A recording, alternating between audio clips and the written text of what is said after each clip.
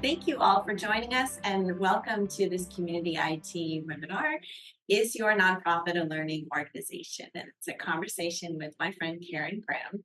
In her career working with technology and nonprofits, Karen has long observed that there are some nonprofits that have a strong internal learning culture, and she sees benefits to those who take knowledge management and sharing knowledge very seriously. So she's going to share some ideas today on how you can grow that learning impulse at your nonprofit and find funding for it and strategic value in it. If you're struggling with a learning management system or thinking about investing in one, we are going to talk about some of the tech tools that you could use. But we always say that your articulated business need should come first and the technology should come second that meets that need. So today we're going to have kind of more strategic conversation about why you would want to be a learning organization, why that's beneficial, and kind of how to go about growing that. So my name is Carolyn Woodard. I am the Outreach Director for Community IT, and I'll be the moderator today. And I'm very happy to hear from Karen. But first, I want to talk about our learning objectives.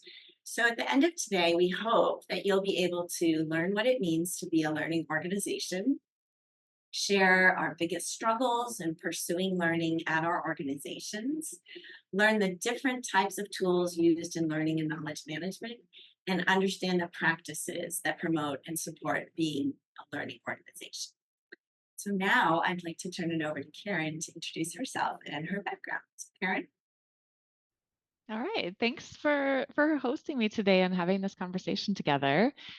Those learning objectives really cover a lot of ground, and I think we'll be able to only scratch the surface on some of those things today. But this will be a good kind of really quick tour of of learning, and then we'll let people's questions guide us into what we maybe dig a little bit deeper on. So I encourage all of you to stay in the chats and keep asking things and let us know what you want to spend a little more time on. So, but a little bit about my background and my interest in this.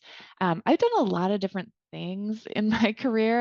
I think I've been fortunate to hold roles from being a summer camp director to selling shoes, working for a .com travel agency. I've been a chief advancement officer in a mid-sized nonprofit organization. I've been an executive director, CEO of a small nonprofit organization. I've been a consultant. I've worked for a software company. I don't know, I've done a lot of different things, and I think one of the common threads throughout all of that is that I've always had an interest in how technology and people and process can kind of come together to make an organization more effective. And I'm especially interested in the kinds of organizations that are making the world a better place and that are mission driven organizations. And so my work today is in helping nonprofits to be successful with technology. Not so much the things that community IT does, which is really keeping it stable and secure and running smoothly and helping with a lot of the wires and switches kinds of things. They are so good at that. And I am often partnering with people like that, including sometimes community IT, to help organizations think more about strategy and the people process end of things and how to get the very most out of their technology investments. So I do consulting projects. I'm a CIO on contract for one nonprofit organization. And I also do a lot of speaking and teaching, and that is one of my favorite things. So this will be the highlight of my week. Did you want to tell us a little bit more about Karen Graham Consulting? I mean, that's my company. It's just me. It's not a big agency. I'm kind of a solopreneur. And I'll tell you this. I mean, there's a little information on the screen besides what I just shared about the kind of work that I do. One of the things that I offer is if anybody wants to have a one-on-one conversation and dig deeper into one of the topics we mentioned today, or something completely different that's related to my areas of expertise, I'll do that for free, no strings attached. Your first 25 minutes with me is is free. So you can email me at the email address that you see on the screen, and maybe I'll put that in the chat at the end too, and set something up. And I'd be glad to have a one-on-one conversation. Thank you so much. I mean, that is just It's a very valuable offer right there. Okay, before we begin, I'm also going to tell you a little bit about Community IT. If you're not familiar with us, we are a 100% employee-owned managed services provider. So as Karen said, we keep the email working, the cybersecurity going, everything kind of humming along that has to do with your IT systems. We provide outsourced IT support. So we work exclusively with nonprofit organizations, and our mission is to help nonprofits achieve their missions through well-managed IT. We are big fans of what well-managed IT can do for your organization.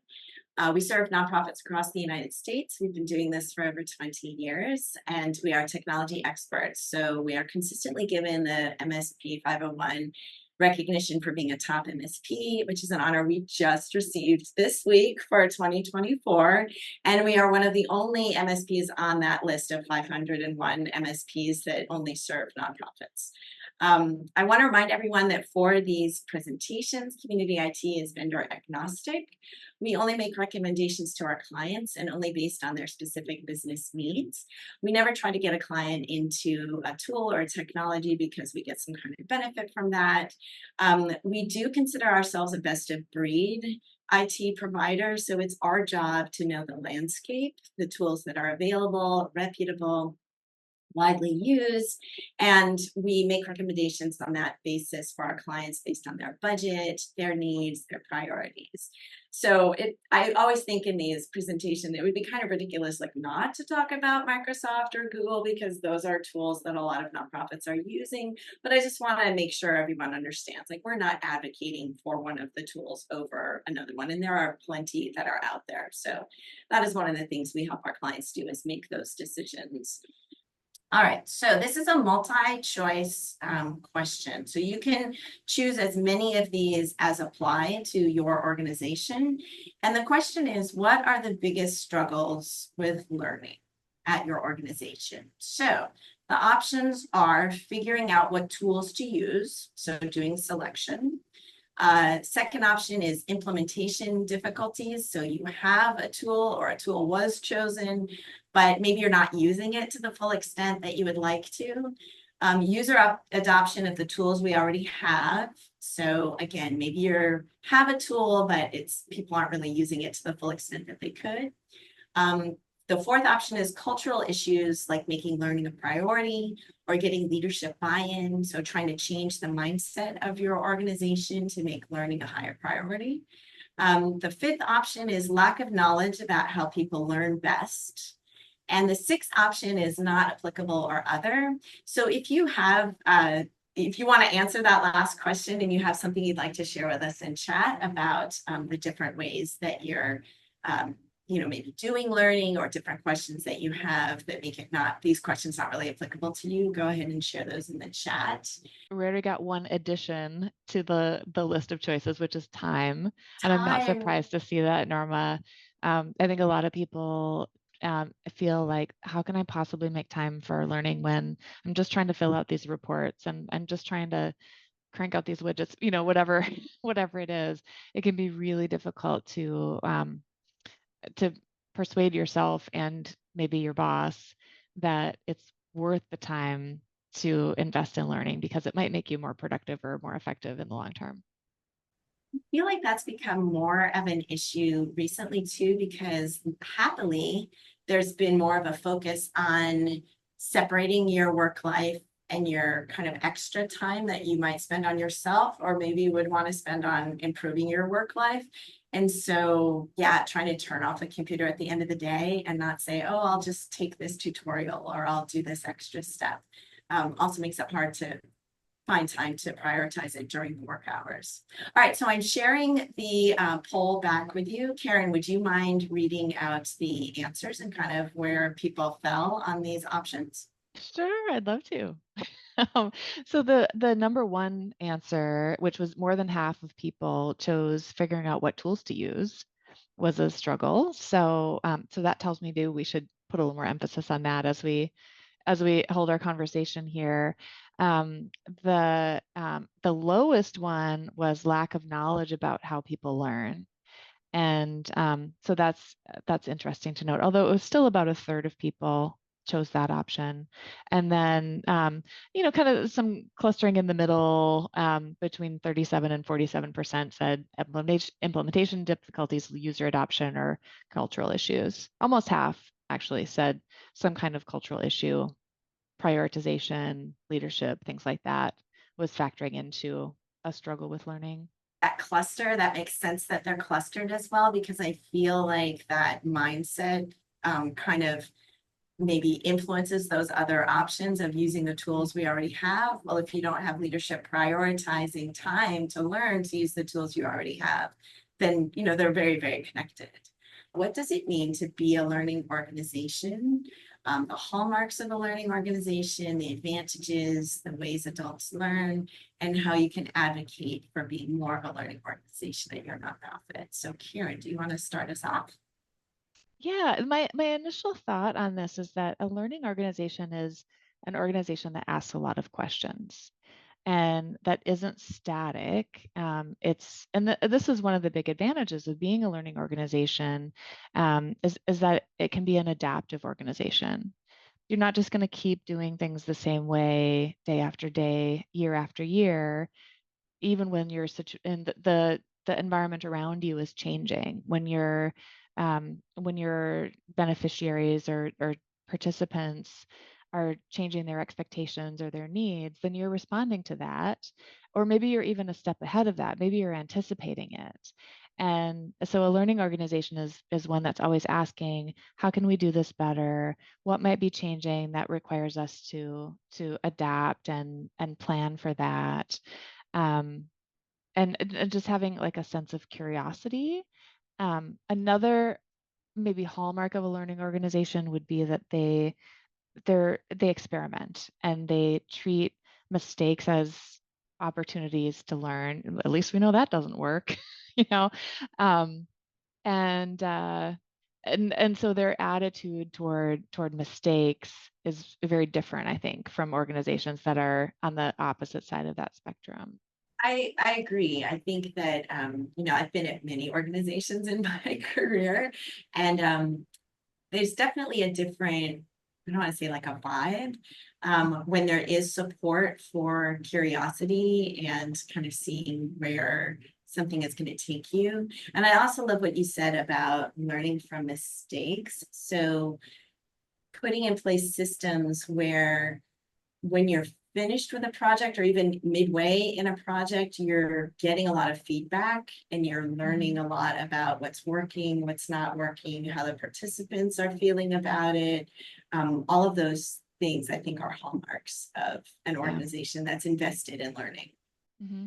Yeah. And it can be kind of one person that sparks that sometimes. And I'm actually seeing this happen in an organization that I'm working with right now, where they have a relatively new executive director, and she came in with just so much curiosity and strategic thinking about the future, and I think that it's contagious. Like other people are starting to kind of catch that, and actually, we were just having a conversation about how she was trying to connect people in their network with each other. And a lot of people initially are responding like, "Oh, I'm too busy. I can't make time to meet up with a peer from another organization to compare notes or learn what they're doing."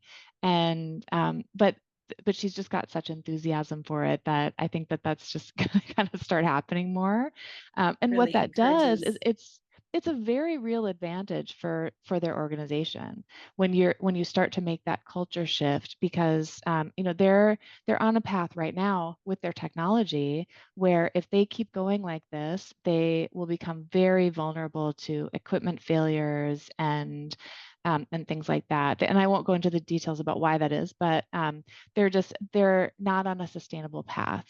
And she has been able to get everybody aligned around a major shift in the way they use technology, not just inside her network and inside her organization, but also with their funders. She was able to get an enormous grant to support this work because she was able to articulate this vision. And so I think that's something that kind of encapsulates like the the connection between strategy and growth and agility and resilience and this learning mindset. We have a comment in the chat about the Hmm. tyranny of now and the pressure to be responsive that can lead to deprioritizing personal development as opposed to like Mm. client services. And that's a great comment. Thank you, Ben, because I was also thinking about that especially, I mean, I haven't spent a lot of time in the for-profit world, but I know that in the nonprofit world, there's constant urgency, Hmm. right? You need to finish that grant. You need to get it in so you get the funding. You need to reach more kids after school. You need to, reach more people with healthcare, whatever it is that your mission is that you're working on. You kind of feel like if you waste time, you're not reaching as many of the people or saving as many of the whales as you want to, whatever Right. it is. And that can really, like you're saying, that can deprioritize giving yourself time and space to process and digest the projects that you are working on. So can you talk a little bit about that? Do you have any advice on ways that you can help an organization make that kind of time and space and Hmm. de-emphasize the urgency of everything? Yeah. Well, there are some times when it's real. Like there's just like undeniable need to focus on the thing in front of you. I'm thinking of a friend of mine who runs an after school program. And the other day she had a kid whose parents didn't come to pick him up. And it was after the program closed, and he's sitting in her office, this 5-year-old kid.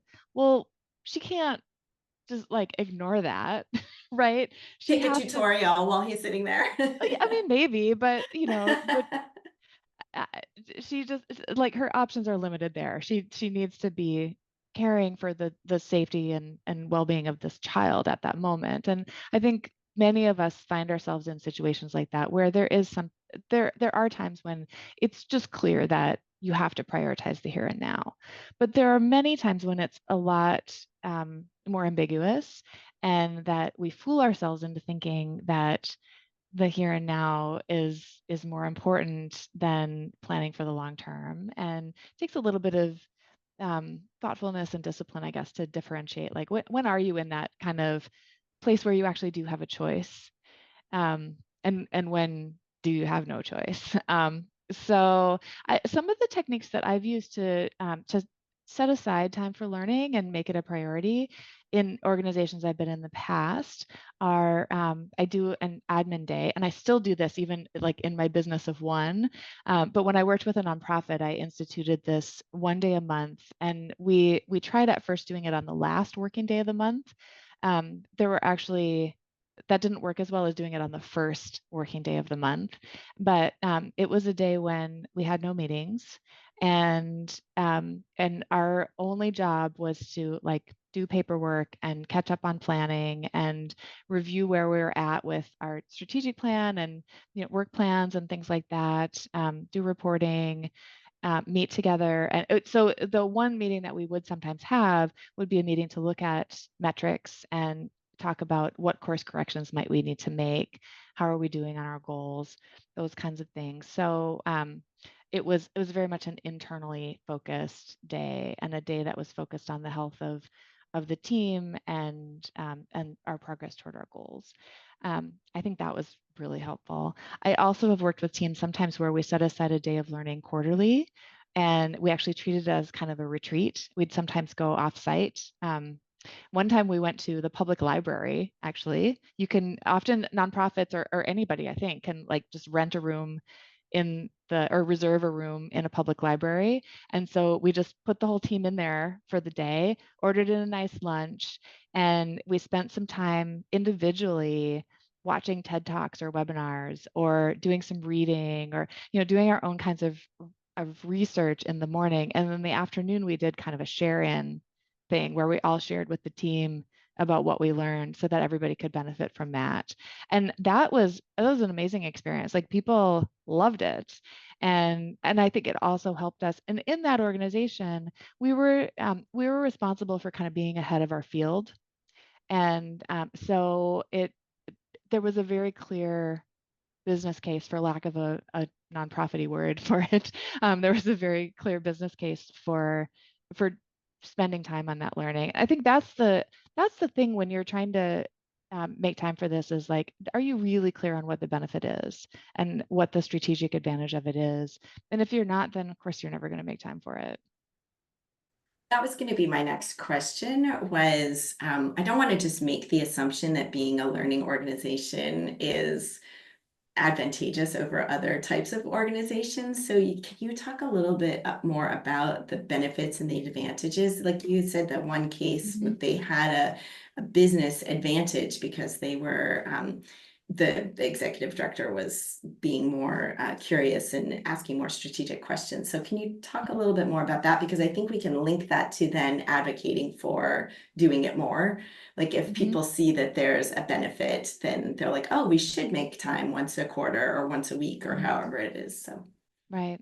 Yeah, maybe the easiest way for me to talk about this is just based on my own work, and then I'll rely on people listening in to kind of like make the bridge from that to like how does this apply to my own situation, right? But so for me, one thing that is crucial for me to succeed as a consultant is that I know my stuff, right? I have to be current on best practices and what kinds of software packages are available to do different kinds of things, and what are the security risks right now, that sort of thing. And I'm sure that's probably true, no matter what field you work in, that there are certain kinds of best practices and knowledge that you need to keep current on in order to be effective in your work.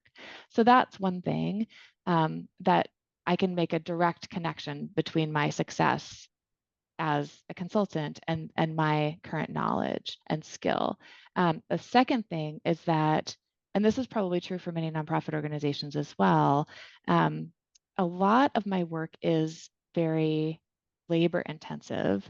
And so whenever I can find an efficiency, if I can automate something, if I can figure out a faster way to do things or a more effective way to do things that gets a better outcome, then that helps me be successful, um, because it's really like me is the input, and so my gains in productivity and effectiveness are gains for my clients, and they also enable me to maybe do accomplish more with fewer minutes of my day, right?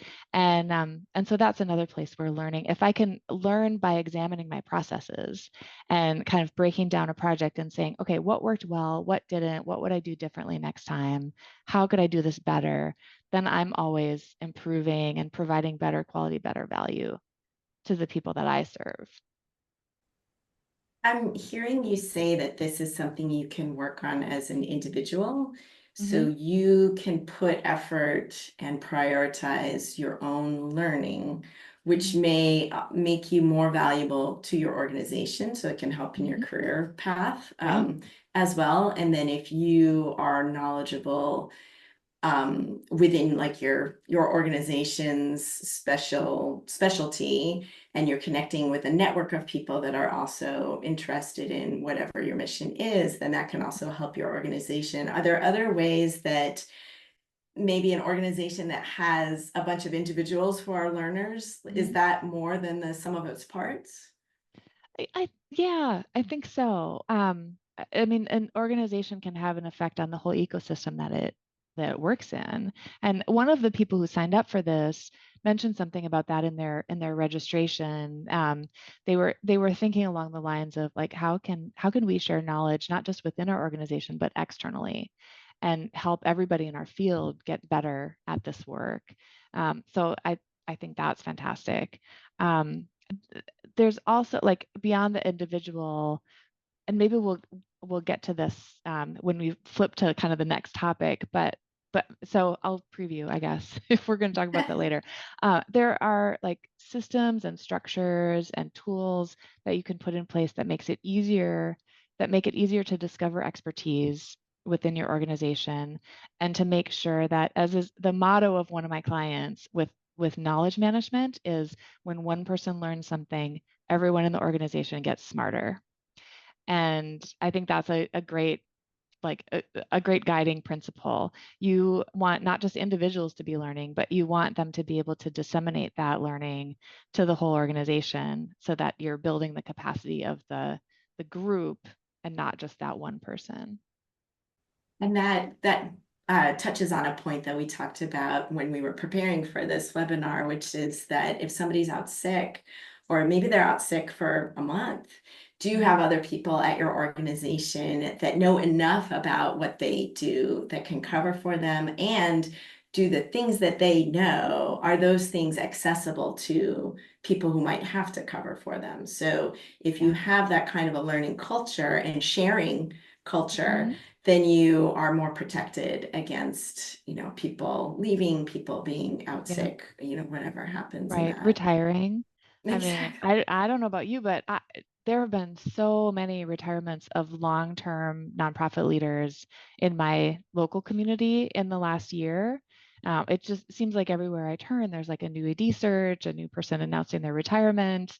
And so that creates even a greater than ever need for knowledge transfer from the person leaving to their successor and to the rest of their organization so that in the future they don't become overly reliant on a single person. No, I love that. And last thing I'll say on this slide before we flip to the next one is just to go back to something that you said, because it really resonated with me about, and something I said as well about keeping work at work and Mhm. home at home.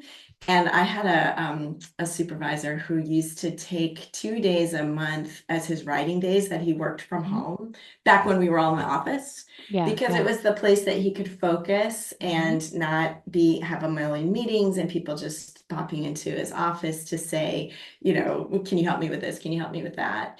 And now that so many of us are working from home, I loved what you said about as an organization prioritizing time during the workday, working hours that is dedicated to this.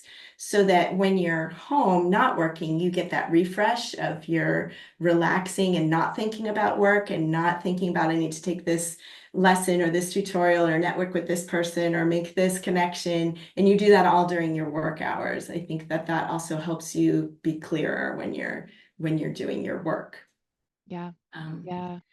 I would so also encourage people to think about like what works best for them and their teams as far as like a lot of work and the rest of life separation versus kind of blending those things together. Um, for me, I I told somebody once, like, I'm on a farmer schedule now. At this phase in my life, my grandparents were dairy farmers and they milked the cows when the cows needed to be milked. They didn't like clock in at 9 a.m. and clock out at 5 p.m., right? They just like they worked around what the needs of the farm were. And if they wanted to take a big nap in the middle of the afternoon, well, then they did that.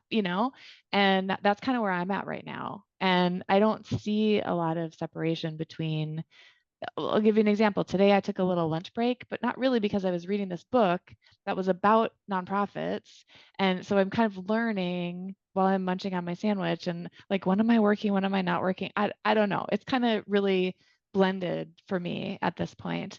So I think that's great for some people. I also think it's unfair to put that expectation on your employees or your team members if that doesn't work for them, and just not allow them to have some separation if that's what they choose and what works best for them.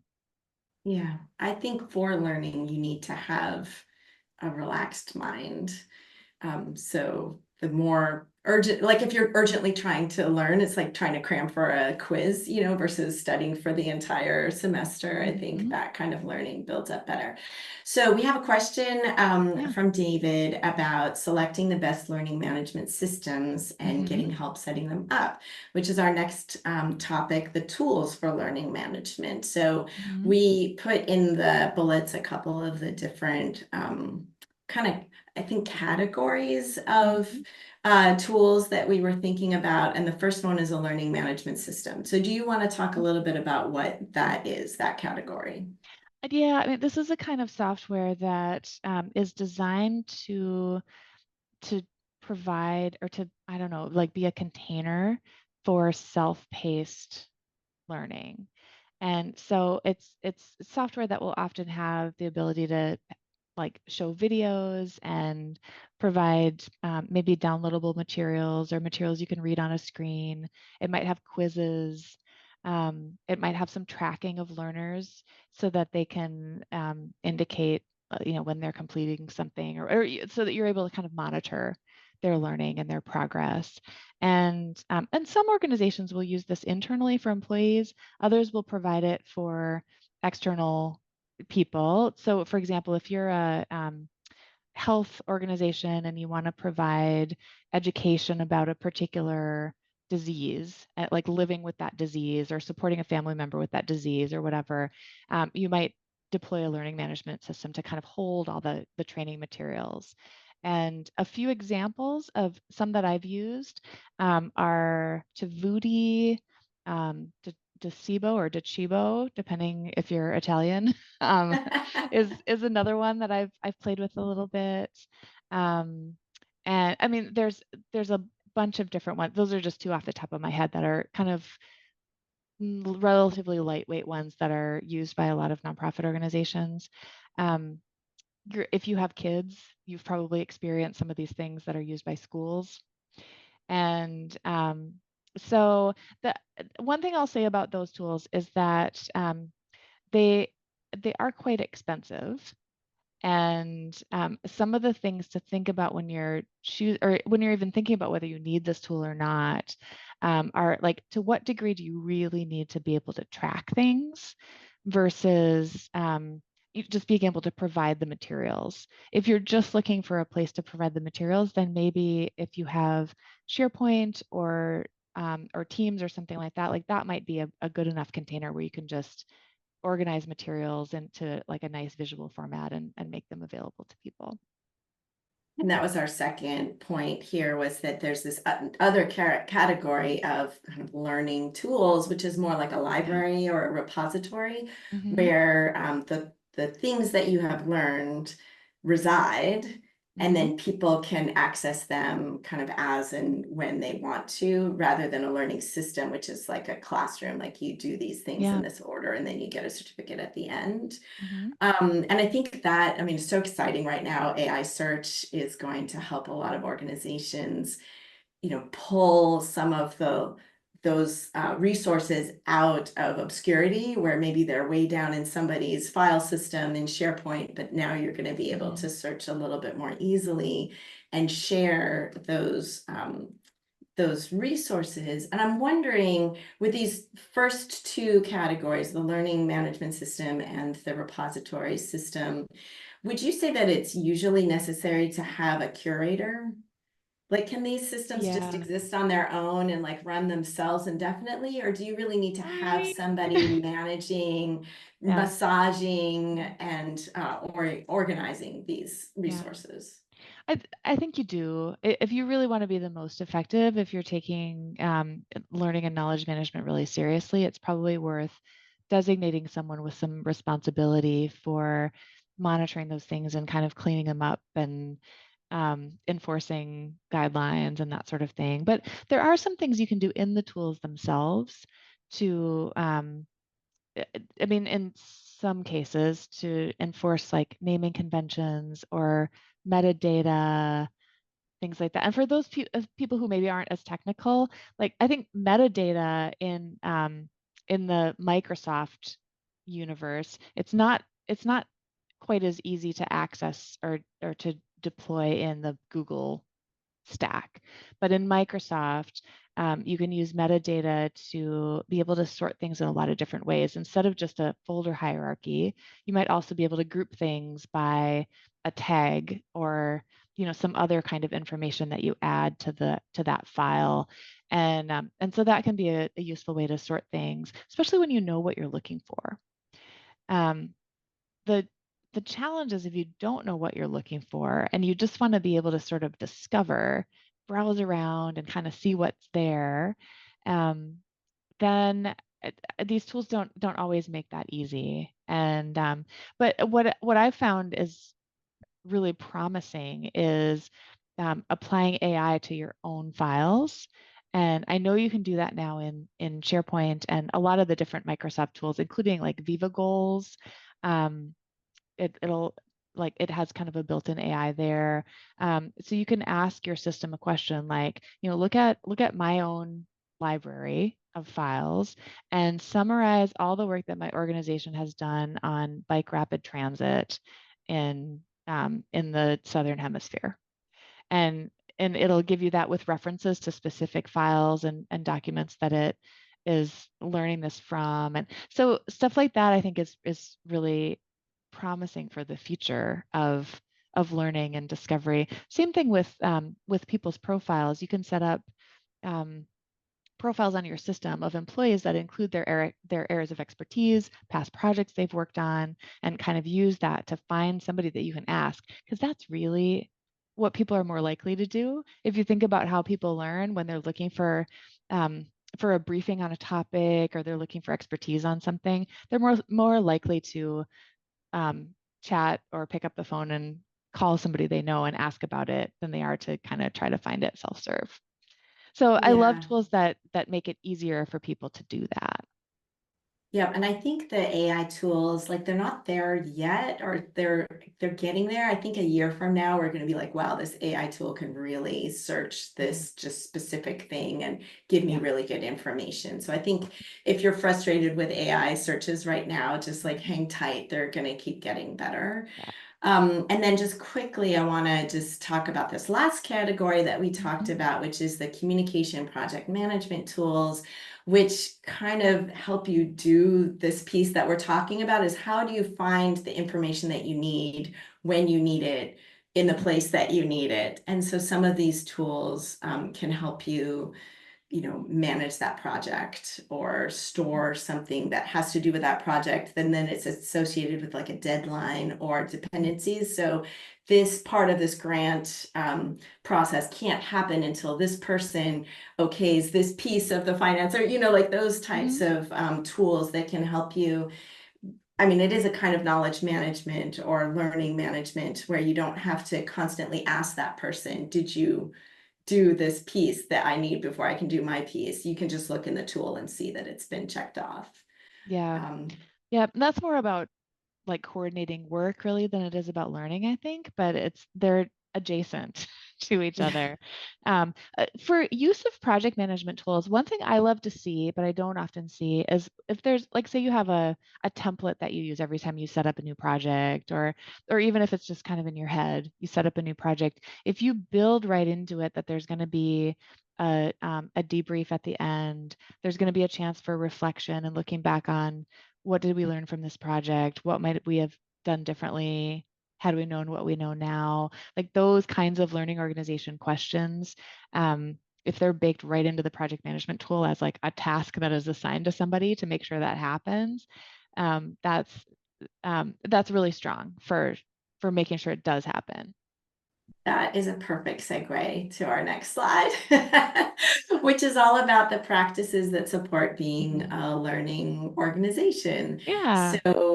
Yeah, so let's talk about, we've got a couple of questions coming in, so I'm going to try and hold those just for a Mhm. minute because we answered some of them, but I want to make sure Yeah. that we, get to that Q&A slide. So for example, having a formal knowledge management strategy, what is that? I so I had to create a knowledge management strategy with one of my clients recently, and I had never done that before, honestly. And so I asked around a little bit in some groups that I'm part of, some networks that I belong to. Like, does anybody have an example of a knowledge management strategy they could share? And I didn't come up with any examples from those groups. And then I searched the internet, like sample knowledge management strategy documents, whatever, and I found a few, but I didn't think they were very useful. So I just made something up. But um, I did find actually that an AI tool was pretty helpful with like asking this AI tool, what should be the components of a knowledge management strategy? What should this include? There was also a good article, which I wish I had the link to that handy. I don't, but there was an article that kind of outlined like what are the components of knowledge management. And we were talking about that a little bit before, like capturing the knowledge, discovery, being able to like search and find something, but also being able to explore things like that. And so the knowledge management strategy that we developed had that motto, when one person learns something, the whole organization gets smarter. But then it also included some components like what are the kinds of tools that we will use to support this? In that case, it was SharePoint and Planner, and they're on Microsoft, obviously. From if you're familiar with those products, you'll know. And so we named some tools that were going to be used, and we also talked about some processes, such as the formal way that they do project management, having a review at the end of every project to reflect back. Communities of practice are another key part of that organization's knowledge management strategy. They're a global organization with about 150 employees, and so they have communities of practice that go across all regions and bring together all the people that work on a certain topic. And they talk about what are the best practices, what are we learning about this, what did they do in Mexico that maybe we can implement in India, that sort of thing. So those are the kinds of things that I would hope to see in any organization strategy. And I mean, I hope that more organizations will start being a little more deliberate about that because it is a strategic advantage. Yeah, I think we can put some of those points in the transcript. So we'll follow up on that a little Hmm. bit. And I love what you said about the communities of practice or just Hmm. having kind of formalizing what we were saying earlier about you want to go talk to the person who knows about that thing and just ask them because you have a specific question and they know all about that topic. And so they'll be able to search their own, internal files and come up with the answer that you're looking for. And if you formalize that in bringing groups of people together that have similar roles or similar experiences and that can share, like we did a little group about Copilot. So of our clients, we had a few that had already implemented Copilot and we had a bunch of others who were thinking about it. And so getting them to share, kind of the early adapters sharing some of their best practices and what they had learned was really important to the group. So I love that you said that having postmortems, having a review built into, like midway, maybe at the end of the project. I loved something else you said earlier, which was not shaming failures. Hmm. And you said it a little bit earlier too about treating mistakes as an opportunity to learn. Yeah. And I just think that's so important Yeah, and culturally. there's been a lot of talk about that. I think there's some big TED talk about it, and I've heard a lot of talk among nonprofit leaders about this concept. And so that won't be new to anybody, right? But maybe connecting that idea to being a learning organization overall is something that's a little different twist on it. And something to talk to your funders about as well. Like, are you partnering with a funder who is going to give you the opportunity to make some mistakes and learn from them? Or are you Hopefully you are. partnering with a funder that is like, I need you to have reached 500,000 more children this year or else or whatever? Budgeting for professional development. I mean, that's again part of making it a priority. I loved what you said about validating curiosity and exploration and making space for learning and just Mhm. embracing that, making a Yeah. day, a month for it or a quarter. I love the idea of going to the library together. That's just wonderful. Yeah. Like there's because this is like a lot of people are on this webinar because they're connected with community IT because of technology support. And so I want to think about the connection between innovation and security and other kinds of like control. This is a I don't know if it's exactly a trade-off or it feels like maybe it's a false dichotomy, but there are some points where those things rub up against each other. If you're trying to be a nimble organization that does a lot of experimentation and lets people follow their curiosity, then that suggests maybe you want to loosen some controls and, for example, allow people to download software without going through a big permissioning process and approval. Um, and but yet there's also, as probably most of you know, there's like heightened concerns about cybersecurity, and there are also a lot of efficiencies that come from an organization having centralized management of technology. and it can be more cost effective to manage an organization that way rather than letting everybody kind of do their own thing.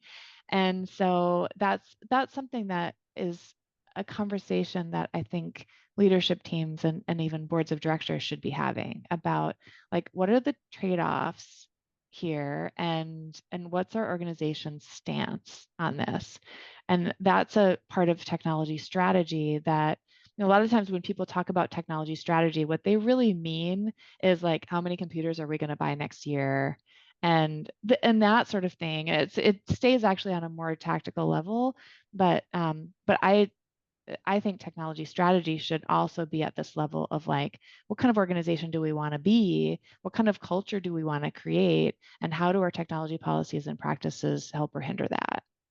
Yeah, imagining the future, and then it makes it easier to get there. You see how your little steps are going to lead up to where you want to be Yeah. 5 years from now. But that is so true. I cannot tell you how many times I've been in an AI discussion recently where someone has said, just try it, just start using it. And Hmm. the IT guys, like cybersecurity guys, are like, no, don't do that. From hold up, like you're Yeah, sharing your institutional knowledge with a public on a public site or what have you. So it's definitely there's a tension there. So yeah, we have a few minutes for some questions, and we got some good ones in the chat. So I just wanted to good. ask you. Someone asked, well, we talked about this a little bit, but can community IT assist with selecting the best learning management system and help setting it up? So, as I said earlier, for our clients, we do that.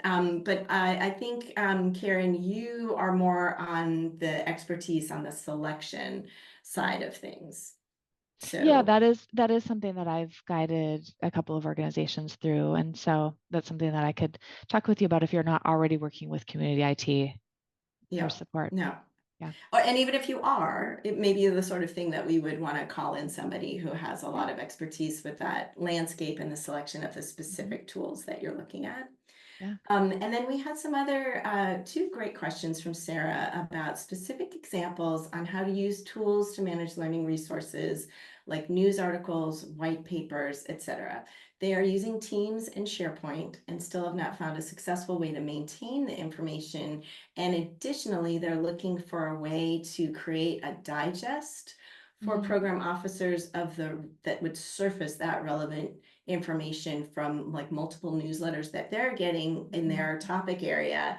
Do you know of is there an easy way to pull that information and create a newsletter that goes out that has those links and articles in it? Or is that something Yeah. that you just have to curate yourself?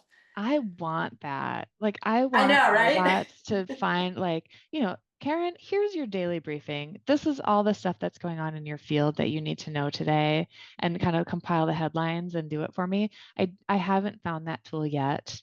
I mean, I know there are things you can subscribe to. Like Pocket is one that I've used sometimes where I follow certain topics and it'll kind of round up like the best articles about change management related to technology, and it'll send that to my inbox from time to time. So um, I've got to believe that there's something out there that is good at that. There's also the Google Alerts. Is That it's kind of changed how it works over the last few years, and I'm not currently using it, so I can't speak very very intelligently to the details. But Google Alerts is another way that I know some people have tried to follow certain topics and get alerted of changes. I don't know if that like quite addresses that issue. Helpful, yeah. I'm sorry. I think we have some good suggestions. I was also going to Mhm. say that in Virginia, I subscribe to a newsletter Mhm. that pulls articles from different resources, based on that they're all about Virginia politics. Mhm. So that may be something if you haven't looked in like the news, if you haven't Googled it with a news aspect, maybe newspaper news sources, there may be some tool there that Mhm. you could use for your own newsletter type of a Yeah. thing. So, Maybe other um, people want to weigh in the chat too, yeah, if if you've got a anybody favorite has a, method to do this. yeah, Okay. Oh, thank you, Ben. Yeah, But I've Google got an Alerts idea. and Zapier and ChatGPT can be effective, but it's trial and error. Mm. I think this goes back to, I think this would be my my advice based on some of the stuff we were talking earlier. And I did ask you a loaded question earlier, Karen, about whether Mhm. this could be done without someone curating it. And in Mhm. my experience, it falls apart pretty quickly. Like even if you've Yeah. set up an information architecture in your SharePoint or your Google Drive, without somebody who knows that SharePoint like the back of their hand, all of that just, people just do their own thing. And then Yeah. you know that the information is in there and you can't find it. Mhm. Or it's Yeah. buried so deep, or it was from 3 years ago or 10 years ago or what have you. So I think for this question too, this may be something where as a priority, you would say someone in our organization is going to semi-manually create that newsletter that's going to go out with those resources because it's important enough to us and to our community that we're going to Yeah. put time into Yeah. doing it. And more the first part of Sarah's question, I think the key there is maintaining the information, right? I wouldn't see that as like you have tools that aren't capable of doing this, but maybe that you I would guess maybe you don't have the staff capacity to have somebody in charge of it, and so that kind of begs for either chaos or maybe more simplicity with what information is maintained, so that you only are kind of maintaining what you really have the capacity to manage and keep updated. Yeah, we talk about that a lot. Mhm. About like you often have the tool has the capacity to catalog things, left, right, and center, up, down, and sideways. But are you as an organization ever gonna be able to use that information? And if you aren't using it, then why are you spending the time classifying it as you're putting it in, with Mhm. those detailed classifications? So that's another thing to consider around prioritizing how people learn and what they need to be learning at your organization. Yeah, Because you it's want like hard the when you're like Goldilocks, spend just right amount of data. right, right. But you have somebody at your organization who's spending hours like creating those fields and making sure they're populated correctly. And then somebody just walks in and or gets on a Zoom call with somebody and says, "Hey, you're an expert in this piece of what we do. Can I just ask you this question?" Yeah, yeah. It's fun. I see Jennifer on this in the chat on this conversation, and so I have for a while thought that Build Consulting, where she works, is so good at this. Like they're so good at internal knowledge management. They've got this thing on Teams that's called the Build Way, and it kind of has like methodologies and like templates and things like that. And I just recently learned that they are trying to kind of reinvent that a little bit. Like they're not satisfied with it. I'm like, but you do it better than anybody. But they're So learning. yeah, they are Right, learning, they're assessing. and I think that's a hallmark of a learning organization as well. Is like just because you're pretty good doesn't mean you can't be great, and just always striving to get a little bit better. Wow, that is a great segue again to go back over our learning objectives for today. So we hope that after being with us for an hour, thank you so much for your time. You were able to learn more about what it means to be a learning organization and why those are advantages to being a learning organization. We shared some of our biggest struggles. I love the person who put time in because, like, absolutely. Learned about some of the different types of tools. We learned more about the categories than specific tools, but again, just please contact us if you have more questions about these. And also on Community IT's website, we have a bunch of articles and resources on some of these different tools, and Build Consulting does as well.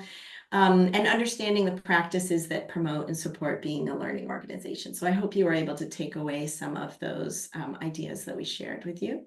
I want to make sure to invite you back next month. We are going to have two experts from Community IT join us to talk about single sign-on as a tool to improve your cybersecurity and lower barriers to working effectively and efficiently.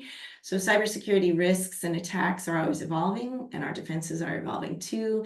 Single sign-on, or SSO, has been around for a while, and it's become a really important tool in fighting hacks and scammers. So we have two experts, Steve Longenecker and Phil Oswald Cristano, who are going to help us understand more about the concept of single sign-on, how it works, how you can implement it, how it can help your organization run smoother and more safely. So please don't worry if you don't know anything about SSO or cybersecurity. Our webinars are geared to be accessible, so we hope that you'll return for that and that you would benefit from it. And Karen, I just wanted to thank you again so much for joining us today and spending your time with us and all of your expertise.